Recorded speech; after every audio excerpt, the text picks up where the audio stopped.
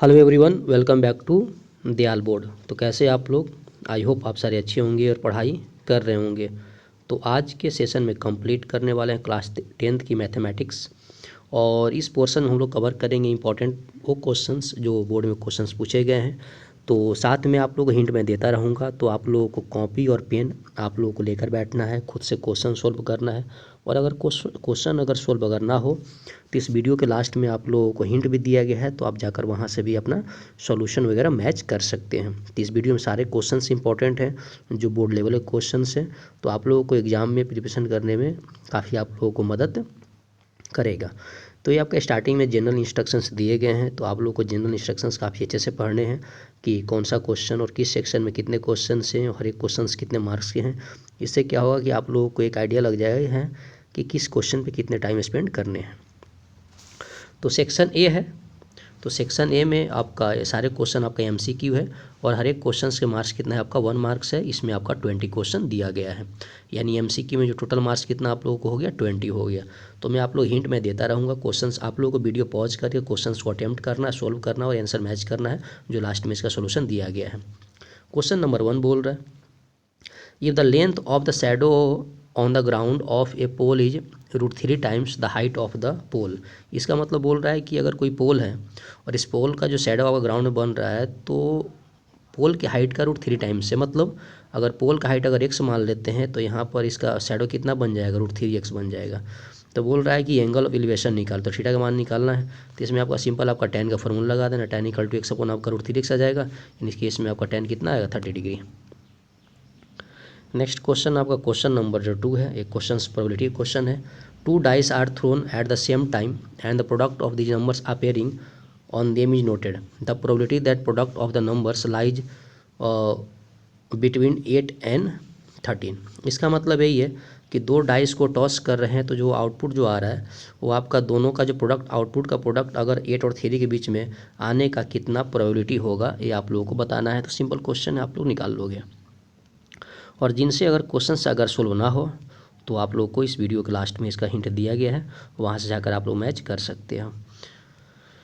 Question number जो 3 है, if k-3 is the point of intersection lies point आपका x + py = 6 and x = 15 पे इतना है, तो k and p will be. तो कुछ नहीं करना है, इस लाइन पे अगर ये पॉइंट अगर लाई करता है तो इसको सेटिस्फाई करेगा, तो यहाँ पर आपका वैल्यू पुट करके वहाँ पर वैल्यू फाइंड आउट कर लेना है। ठीक है, कर लोगे आप लोग। नेक्स्ट क्वेश्चन नंबर जो 4 है, the point on the x axis which is equi distance from point of 5 - 3 and 4 - 3। मतलब कोई बोल रहा है कि कोई पॉइंट अगर x एक्सिस पे है, जैसे मान लो एक्सिस ये y एक्सिस है, और कोई पॉइंट मान लो x एक्सिस पे है, तो x एक्सिस y कोऑर्डिनेट हमेशा कितना होता है, 0 होता है। मान लो ये पॉइंट ए है और एक पॉइंट आपका इसका कोऑर्डिनेट 5 और -3 दिया है और एक 4 आपका -2 दिया हुआ है, तो इक्वी डिस्टेंस पे है, तो इसका मतलब क्या हो, दोनों डिस्टेंस सेम होगा। तो डिस्टेंस फार्मूला से इस पॉइंट और इस पॉइंट का आप वैल्यू निकाल लोगे और दोनों को इक्वेट कर दोगे। क्वेश्चन नंबर जो 5 में है, if x = 5 is a solution of the quadratic equation 2x² + k - 1 × x + 10 = 0। मतलब इस क्वाड्रेटिक इक्वेशन में आपका x = 5 है, तो k का वैल्यू क्या होगा, तो कुछ इस वाले इक्वेशन में आपका x वैल्यू 5 पुट करके यहाँ से k का वैल्यू फाइंड आउट कर लेना है। नेक्स्ट क्वेश्चन नंबर कितना है, 6। इसमें क्या है, ट्रेंगल XYZ में आपका XY = 6 centimetre and M and N are 2 points on XY and XZ respectively. ठीक है, इसमें दिया गया है सच दैट आपका इसमें M N पैरेलल किसका है, तुम लोगों को YZ का, दोनों पैरेलल लाइन है। तो इसमें ये दिया गया है, तो आपको XM का लेंथ क्या होगा। तो इसमें सिंपल आपका आप लोगों को ज्योमेट्री का कंसेप्ट लगाना है और इसको सोल्व कर देना है। क्वेश्चन नंबर आपको 7, if 2 positive integers m and n are expressed as m = p⁵ q² and n = p⁴ q⁴, where p and q are prime numbers. यहाँ पर p और q क्या है, प्राइम नंबर्स है, तो एलसीएम निकालना है। तो इस केस में आपका एलसीएम का मतलब क्या है, हाईएस्ट पावर निकालना होता है। तो p⁵ है, यहाँ p⁵ है, तो p⁵ हो गया, यहाँ q² q⁴ है, तो q⁴ आ जाएगा। समझे बात को, यानी ऑप्शन कौन सा हो गया, सी नंबर। एलसीएम में हमेशा हाईएस्ट पावर निकालते हैं। ये आपका हिंदी में है, तो जो बच्चे अगर हिंदी में अगर पेपर अटेम्प्ट कर रहे हैं तो उनके लिए क्वेश्चन है, तो आप लोगों को पॉज करना है, पॉज करके क्वेश्चन सोल्व करना है। आगे बढ़ते हैं नेक्स्ट क्वेश्चन की तरफ, जो क्वेश्चन नंबर 8 है। ये line segment joining point P का कोऑर्डिनेट दिया है and Q divided internally by the point M and P M upon M Q, मतलब इसमें आपका जो रेशियो दिया है आप लोगों को 7:2 दिया हुआ था, कोऑर्डिनेट निकाल सकते हैं। तो यहाँ पर सिंपल आप लोगों को इंटरनल सेक्शन फार्मूला आप लोग को यूज कर लेना है। क्वेश्चन नंबर 9 कहता है k+7 2k-2 and 2k+6 are 3 consecutive terms of AP. तो इसे बोल रहा है कि जो तीनों टर्म आपका एपी का कंसेक्यूटिव टर्म है तो के का वैल्यू क्या होगा। तो जब भी अगर एपी में अगर टर्म होता है तो क्या होता है, इन दोनों टर्म का डिफरेंस यहाँ से, यानी इसका डिफरेंस और इसका डिफरेंस दोनों का इक्वल टू कितना है, सेम आता है, जिसको कॉमन डिफरेंस बोलते हैं। तो इक्वेट करके यहाँ से वैल्यू फाइंड आउट कर लोगे, यानी कहने का मतलब कितना होगा 2k-2 माइनस आपका k-7 इक्वल टू कितना आ जाएगा 2k+6 माइनस आपका 2k+2। यहाँ से आप लोगों को निकाल लेना है। Question number 10 the diagonals of a rhombus A B C D intersect at O. कहता है कोई रोम्बस है ए बी सी डी जो पॉइंट पे इंटरसेक्ट करता है, taking O as the centre and the arc of radius 6 centimetre is drawn intersecting O A and O D and E and F respectively. The area of the sector आपका O E F ही कितना होगा। तो simple question है, आप लोगों को diagram बना के इसको सोल्व कर लेना है। अगर क्वेश्चन सोल्व ना हो तो इसको लास्ट में हिंट दिया गया है। 11 कहता है 2 AP have the same first terms. कहता है 2 AP है जिसका फर्स्ट टर्म सेम है। The common difference in the AP is -3 and the second AP is आपका -5। एक में आपका कॉमन डिफरेंस कितना -3 दिया है और सेकेंड में कितना -5 दिया है। The difference of the 6 term of AP from the आपका फर्स्ट। तो इसमें आपका 6 टर्म का निकालना है, जो आप लोग सिंपल आप लोग निकाल लोगे। क्वेश्चन नंबर 12 जो कि क्वेश्चन प्रोबेबिलिटी क्वेश्चन आप लोग अटेम्प्ट करोगे, सारा क्वेश्चन आप लोग सोल्व हो जाएगा। इसके बाद हिंदी वाले क्वेश्चन, हिंदी मीडियम वाले बच्चों के क्वेश्चन है जो आप लोग सिंपली आप लोग इसको सोल्व कर सकते हो। काफ़ी आपका सिंपल क्वेश्चन है। Question number 13 in the given figure P A and P B are 2 tangents drawn to a circle with centre O. इसका रेडियस दिया 5 सेंटीमीटर। तो एंगल ए पी बी 60 दिया है, तो लेंथ ऑफ पी ए कितना होगा। तो इस क्वेश्चन में आपका सिंपल आपका यहाँ से अगर देखा जाए तो सिंपल क्वेश्चन है, यहाँ से ये डाल देना है आपको। सबको पता है कि टेंजेंट है, ये आपका रेडियस है, तो एंगल कितना होगा 90 डिग्री होगा। तो ये अगर 90 होगा तो 60 कितना हो जाएगा आपको 30 डिग्री हो जाएगा। तो इस केस में आपका क्या होगा, ये आपका हाइपोटेनस हो जाएगा, है ना। तो इस केस में आपका इसको निकालना है, तो इसको आराम से यहाँ से निकाल लोगे पाइथागोरस थ्योरम यूज करके। एक क्वेश्चन नंबर आपका है 14। इसमें बोल रहा है 5 tan theta equal to 5 tan theta equal to 2, तो then find the value of 10 sin theta minus 2 cos theta upon 5 sin theta plus 3 cos theta. तो सबको पता है कि tan थीटा इक्वल टू 2/5 मतलब कितना होगा, परपेंडिकुलर अपॉन कौन सा होगा, बेस होगा। तो यहाँ से आप लोग को हाइपोटेनस निकाल लेना है। और सबको पता है कि sin थीटा इक्वल टू कितना होता है, परपेंडिकुलर हाइपोटेनस होता है, और cos इक्वल टू कितना होता है, बेस अपॉन हाइपोटेनस होता है। तो सबका वैल्यू पुट करके इसको सोल्व कर लेना है। क्वेश्चन नंबर 15 इसमें all queens jacks and aces are removed from a pack of .52 playing cards. The remaining cards as well as the suffered and one card is picked up the random from it. The probability of the card be king. तो card होने का probability कितना होगा, तो इसको भी आप लोग सिंपल क्वेश्चन से प्रोबेबिलिटी कर लोगे। Question number 16 if the sector of a circle with a diameter 14 centimetre makes an angle आपका 90 degree at the centre, then the perimeter of the sector is.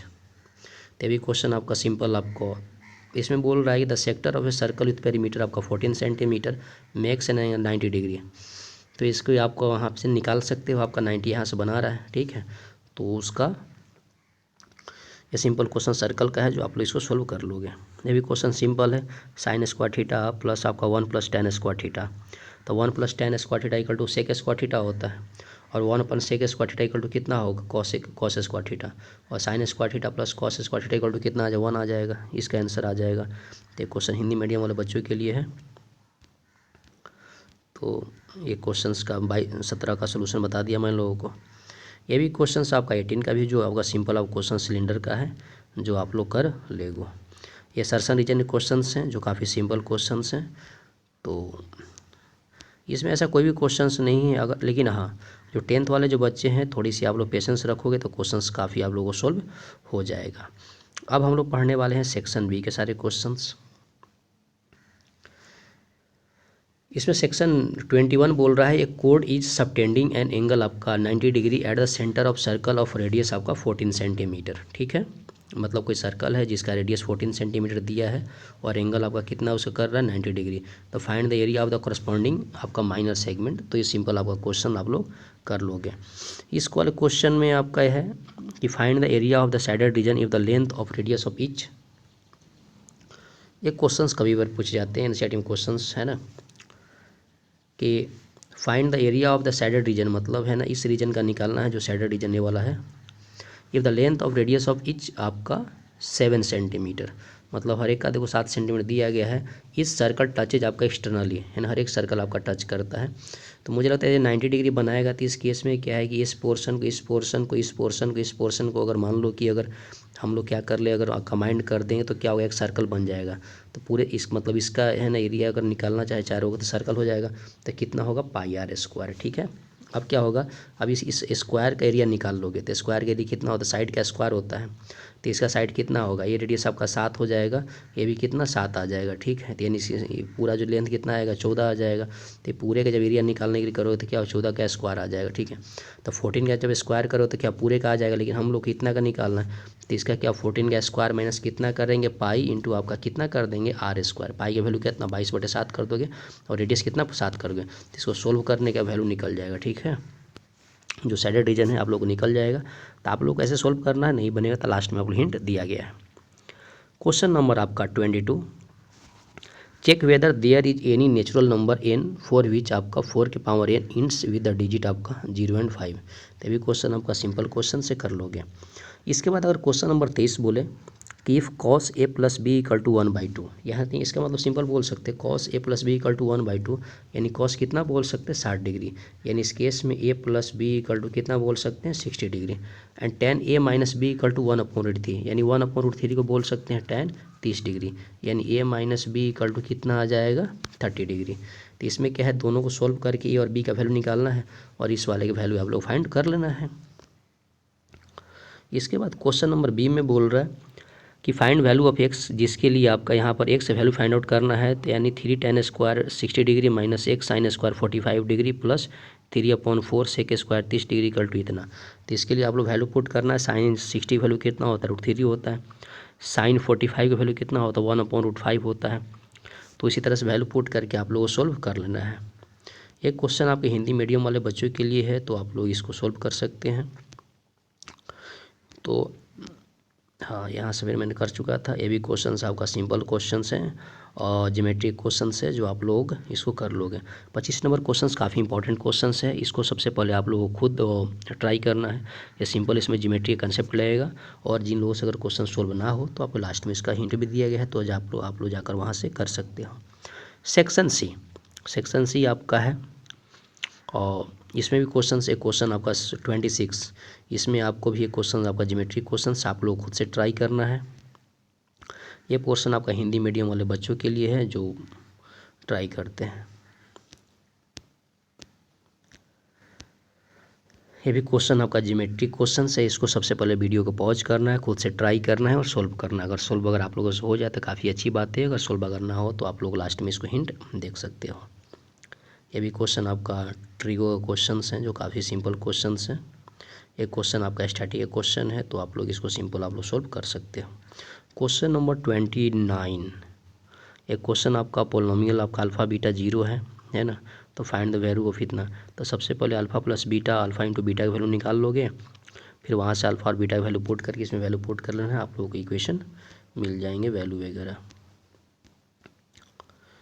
तो ये सारे क्वेश्चंस आप लोगों के सोल्व हो जाएंगे। क्वेश्चन नंबर 30, ये भी क्वेश्चन आपको 30 वाले क्वेश्चंस। इसके बाद 31, इसमें 31 बोल रहा है कि the sum of 2 digits, number आपका इतना दिया है ना, the 7 times number is equal to 4 times obtain by the reversing order. तो भी क्वेश्चन आपको आप लोग सबसे पहले इक्वेशन का फॉर्मेशन कर लेना है और इक्वेशन का फॉर्मेशन करके आप लोगों को सोल्व कर लेना है। 31 में आप लोगों को सेमी क्वेश्चन है जो आप लोगों को करना है। इसके बाद 32 नंबर, क्वेश्चन नंबर जो 32 है, इसमें बोल रहा है कि if Nidhi were 7 years younger than what is actually is. ठीक है। Then the square of her age would be आपका 1 more than 5 times her actual age. तो इसमें आपका निधि का एज एक्स मान के वहाँ से इक्वेशन का फॉर्मेशन करना है, आप लोगों को सोल्व कर लेना है। तो इसमें बच्चों जितने सारे जो क्वेश्चन है सारे क्वेश्चन ईजी हैं। तो आप लोगों को इसमें क्या है, जब भी अगर देखो मैथमेटिक्स में अगर लॉन्ग टाइप वाले जो क्वेश्चंस अगर होते हैं तो इसमें सबसे बड़ी बात होती है पेशेंस। आप लोगों को पेशेंस है तो क्वेश्चन सोल्व होगा। और अगर बात करें आपका ट्रिगोनोमेट्री, उसके बाद सरफेस एरिया एंड वॉल्यूम, तो ये जितनी जो है इसमें क्या है कि अगर फार्मूला आप लोग को याद है तो फार्मूला याद रहते हैं, क्या होता है कि मैक्सिमम क्वेश्चंस के कंसेप्ट आ जाते हैं। क्योंकि मैक्सिमम जो वैल्यू होते हैं सारे जो क्वेश्चंस होते हैं आपको के फार्मूला बेस्ड पे क्वेश्चंस होते हैं। जैसे क्वेश्चन आपको यही है 34 में, इसमें आपका सिंपल निकालना है। तो सबको पता है कि हेमीस्फीयर का वॉल्यूम कितना होता है 2/3 पाई आर क्यूब, और पूरे का कितना होता है होल आपका स्फीयर का होता है 4/3 पाई आर क्यूब। तो क्यूब का वॉल्यूम, क्यूबॉइड का वॉल्यूम, कोन का वॉल्यूम, उसके बाद सिलेंडर का वॉल्यूम और उसके सारे के सरफेस एरिया, चाहे कोन का हो क्यूबॉइड का हो, तो ये आप लोगों को निकालने आना चाहिए। और ये सब क्वेश्चन सारे वही हैं। तो इसमें ऐसा कोई भी क्वेश्चंस नहीं है जो आप लोग क्वेश्चंस ले काफ़ी टफ क्वेश्चंस हैं। तो ये सारे क्वेश्चंस हैं, ये क्वेश्चंस आपके हिंदी मीडियम वाले बच्चों के लिए है। तो बच्चों इसमें आप लोगों को पेशेंस रखना है जो लॉन्ग वाले क्वेश्चंस हैं। तो मैं थोड़ी सी जो इसको थोड़ा सा मैं जल्दी स्किप कर रहा हूँ। तो आप लोगों को ट्राई करना है तो सबसे पहले वीडियो को पॉज कर दो। पॉज करने के बाद क्या हो, आप क्वेश्चंस को ट्राई करो और अपने आप को चेक करो कि मुझे है ना इस चैप्टर की कितनी प्रिपरेशन है। क्योंकि बच्चों इस वीडियो में हम लोगों ने देखो जितने सारे जो क्वेश्चंस लिए हैं सारे क्वेश्चंस ही इंपॉर्टेंट है। इसमें ऐसा कोई क्वेश्चंस नहीं है जो बोर्ड के लिए इम्पॉर्टेंट ना हो। तो आप लोगों को ऐसे सोल्व भी करना है। और इसमें सबसे बड़ी बात होती है कि आप लगे रहो। और अगर इस वीडियो को आप लोग अपने जो खास जो दोस्त वगैरह हैं उनके साथ भी शेयर कर लो, ताकि उनको भी किसी है नहीं बेनिफिट मिल जाए और वो भी है ना एग्ज़ाम में अच्छे स्कोर कर सके। तो ये आपका वैल्यूएशन है। अब इसमें क्या है, इसके बाद से यहाँ जो टॉपिक शुरू हो रहा है, अब आप लोगों को हिंट दिया गया है, ठीक है। क्वेश्चंस आप लोगों को जो मैंने बताए थे, अब यहाँ से क्या है एक सॉल्यूशन दिया गया है इसमें जितने क्वेश्चंस किए थे। तो मैं आप लोगों को इसको थोड़ा तेज़ी से भगाऊंगा, लेकिन आप लोगों को जो क्वेश्चन में अगर डाउट है किसी प्रकार को तो वीडियो को वहीं पॉज करना है और आप लोगों को हिंट वहीं से देख लेना है, ठीक है। तो ये सॉल्यूशन दिए गए हैं आप लोगों को, जो मैं आप लोग हिंट दिया हूँ तो इसके सॉल्यूशन है। और सॉल्यूशन वगैरह आप लोगों को किसी प्रकार का कोई दिक्कत नहीं है। ये सारे क्वेश्चन एमसीक्यू का सॉल्यूशन दिया गया है। जो एमसीक्यू जो मैंने 20 आप लोगों को बताए थे, ये उसी का हिंट यहाँ से दिया गया है। और मैं हमेशा कहता हूँ कि बच्चों ये काफ़ी इम्पॉर्टेंट है, क्योंकि इसमें क्या है कि अगर आप लोग फुल लेंथ मैथमेटिक्स से अगर क्वेश्चन सोल्व करते हो तो जो बोर्ड के जो क्वेश्चंस हैं इसी में से क्वेश्चंस पूछे जाते हैं। इसमें कोई नए क्वेश्चंस हमेशा भी आते भी नहीं हैं, नहीं भी आएंगे, थोड़े बहुत चेंजिंग आते हैं, लेकिन कंसेप्ट एज यूजुअल आप लोग कंसेप्ट मैच करता ही करता है। तो इसमें कोई बड़ी बात नहीं है। तो आप लोगों को इसी तरह से लगे भी रहना है और ताकि आप लोग आराम से पेपर को सोल्व करें। और ये साथ ही जो वीडियो है अपने दोस्तों वगैरह को भी शेयर करते हैं ताकि उनको भी बेनिफिट मिल जाए और वो भी एग्ज़ाम में अच्छे से स्कोर कर पाएँ। क्योंकि देखिए मैं स्टार्टिंग से क्या होता है कि जैसे बच्चे अगर क्लास 10th में जब आते हैं तो उनको मन में होता है कि कौन सी बुक्स फॉलो करूं मैथमेटिक्स की, या तो एनसीईआरटी कंप्लीट पढूं, आर.डी. शर्मा पढूं या किसका पढूं।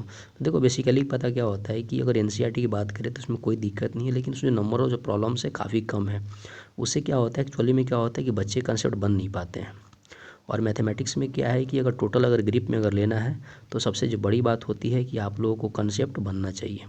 कंसेप्ट बनने से क्या होता है कि प्रॉब्लम पे सोच पाओगे तो जो नए जो क्वेश्चन से आप लोग हैं ना फ्रीली माइंड से उस क्वेश्चन को अटेम्प्ट कर सकते हो। और हाँ, कभी भी क्वेश्चन पढ़ते हैं उस क्वेश्चन का सोल्यूशन कभी नहीं देखें। सोल्यूशन देखने के बाद क्या होगा कि आपका तो कुछ बेनिफिट उसमें नहीं होने वाला है। क्योंकि मान लो कि अगर उस कंसेप्ट से रिलेटेड अगर क्वेश्चन से अगर आएंगे तो आप हो सकता है उसको अटेम्प्ट कर लोगे, लेकिन अगर क्वेश्चन में अगर थोड़ा बहुत अगर ट्विस्ट अगर आ गया तो फिर आप नए क्वेश्चंस को, प्रॉब्लम्स को टच नहीं कर सकते हो। तो नए प्रॉब्लम्स को टच करना है तो उसका देखो एक ही तरीका है कि आप लोग सबसे पहले खुद अटेम्प्ट करो। जब लगे हार्डली, अगर पेशेंस लगे कि आप लगता है कि मुझसे अगर ना होगा, तब जाके आप लोगों सोल्यूशन आप लोगों को जाकर देखो। तो दोस्तों यहाँ तक हम लोगों ने कंसेप्ट को सारे क्लियर कर दिए, जो आप लोगों को सोल्यूशन वाला जो पोर्शन था। तो आई होप आपको वीडियो पसंद आया होगा। तो पसंद आया तो लाइक, सब्सक्राइब, शेयर करें ताकि मुझे मोटिवेशन मिले और आप लोगों के लिए मैं ऐसी वीडियो बनाता रहूं। तो पढ़ाई करते रहें। All the very best. Thank you.